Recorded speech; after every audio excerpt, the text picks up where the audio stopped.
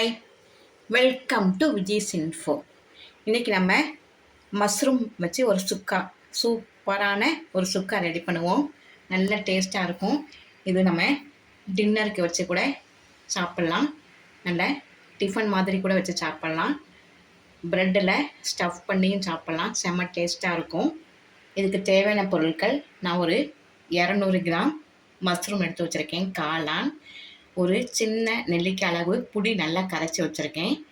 ஒரு 1/4 ஸ்பூன் மிளகாய்த்தூள், கொஞ்சமாக மஞ்சள், 1 ஸ்பூன் தேங்காய் திருவி வச்சுருக்கேன். தேவைக்கு உப்பு, பூண்டு 1-2 தட்டி வச்சுருக்கேன். அதே மாதிரி ஜீரகம், பெருஞ்சீரகம், மிளகு, கொஞ்சமாக வெந்தயம், கொஞ்சம் பட்டை, சோம்பெல்லாம் எடுத்து கொஞ்சமாக எடுத்து வச்சுருக்கேன். 4 வரமிளகாய், ஒரு 2 பெரிய வெங்காயம் பொடியாக கட் பண்ணி வச்சுருக்கேன். இவ்வளோ தான் நமக்கு தேவையானது. இதை நம்ம சிம்பிளாகவே நல்லா டேஸ்ட்டாகவும் செய்யலாம். இது செய்கிறதுக்கு ஒரு 10 நிமிஷம் கூட ஆகாது. நம்ம இதை கொஞ்சமாக பெருசாக இருக்கிறதுனால 2 கட் பண்ணிக்குவோம். இந்த வரமிளகாய், ஜீரகம், பெருஞ்சீரகம், மிளகு, வெந்தயத்தை எல்லாம் கடாயில் வச்சு நல்லா வறுத்துட்டு பொடி பண்ணிக்கலாம். அடுப்பு ரொம்ப சிம்மில் வச்சுருக்கேன். நம்ம எடுத்து வச்சுருக்கேன் மிளகு, ஜீரகம், பெருஞ்சீரகம், இந்த பட்டை, 4 மிளகாய் எடுத்து வச்சுருக்கோம்ல, இதெல்லாம் நல்லா அடுப்பில் சிம்மாக வச்சு வறுத்து எடுத்துக்கலாம். இதை வறுத்ததை பொடி பண்ணிக்கணும். நம்ம ரொம்ப சிம்மாக தான் வச்சுருக்கணும், ரொம்ப கறிக்கிடும் சீக்கிரமாக. நல்லா வாசம் வந்துருச்சு. நல்லா வறுத்த எடுத்தாச்சு. இந்த அளவு வறுத்தா போதும். நம்ம இப்போ இதை எடுத்துடலாம். மிக்ஸி ஜாரில் போட்டு பொடி பண்ணிக்கலாம். ஆறின உடனே இப்போ ஒரு கடாயில் தேங்காய் எண்ணெய் விட்டுக்கலாம். உங்களுக்கு என்ன எண்ணெய் பிடிக்குதோ போட்டுக்குங்க. நான் தேங்காய் எண்ணெய் விடுறேன். தேங்காய் எண்ணெய் டேஸ்ட்டு நல்லாயிருக்கும். 1 ஸ்பூன் தேங்காய் எண்ணெய் விட்டாச்சு. இதில் நம்ம 1-2 பொடி பண்ணி வச்சுருக்கோம் இல்லையா, பூண்டு, அதை போட்டுடலாம்.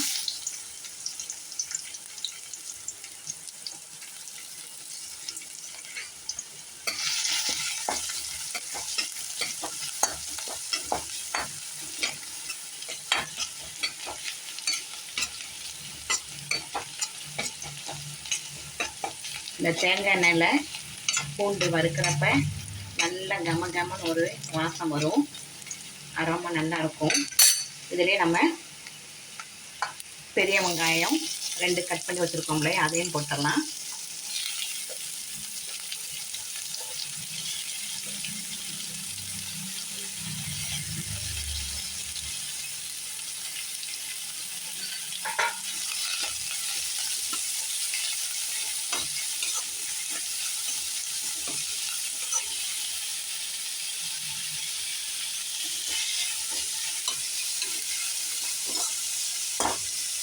நல்லா வதங்கட்டும்.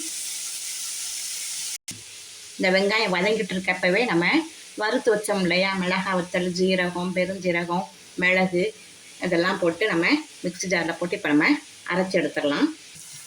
இந்த ஸ்டேஜில் நம்ம எடுத்து வச்சுருக்க மஞ்சள் பொடியை போட்டுடலாம். மிளகாத்தூள் கொஞ்சமாக, நம்ம மிளகாய் வத்தல் போடுறோம் இல்லையா பொடி பண்ணி, கொஞ்சமாக மிளகாத்தூள்,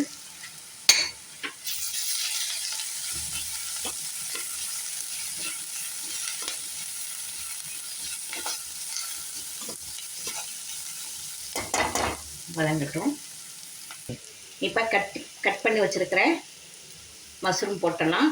ஒரேடியாக சின்னதாக போட வேண்டாம், ஓரளவு மீடியமாக கட் பண்ணி வச்சுருக்கேன். அப்போ தான் நம்ம சாப்பிட்றப்ப நல்லாயிருக்கும். இல்லாட்டா ரொம்ப பொடியாதுன்னா நம்ம காளான் போட்டதே தெரியாது.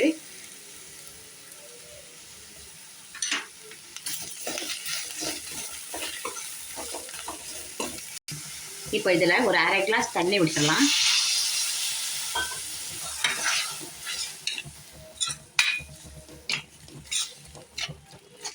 வேகட்டும். 5 நிமிஷம்தான் காளான் வேகிறதுக்கு.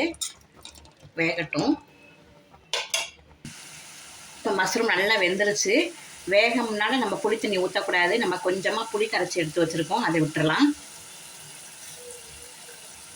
வேகம்னால புளி தண்ணி ஊற்றுனீங்கன்னா மஷ்ரூம் வேகாது.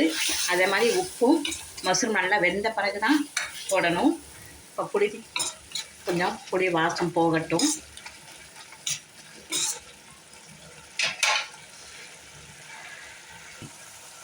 இப்போ தேவைக்கு உப்பு போட்டலாம். உப்பு கம்மியாக போடுங்க, மஷ்ரூம் தண்ணி விட்ட மாதிரி தான் இருக்கும். உப்பு பார்த்து கம்மியாக போடுங்க, ரொம்ப போட்டால் நல்லா இருந்துடாது.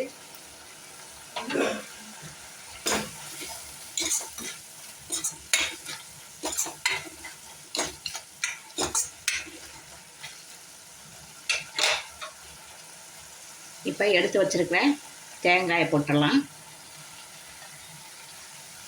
கொஞ்சமாக போட்டால் போதும் தேங்காய்.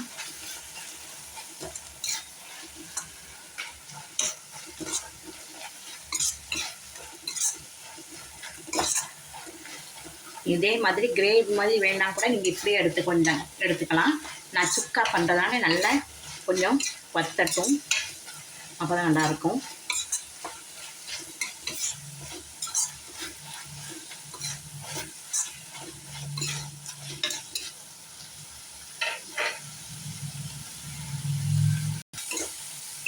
இப்போ நம்ம ஸ்டவ் ஆஃப் பண்ணிடலாம். ஆஃப் பண்ணிவிட்டு நம்ம பொடி பண்ணி வச்சுருக்கோம் இல்லையா, இந்த மிளகாய் அதெல்லாம் கொஞ்சம் தூவிடலாம்.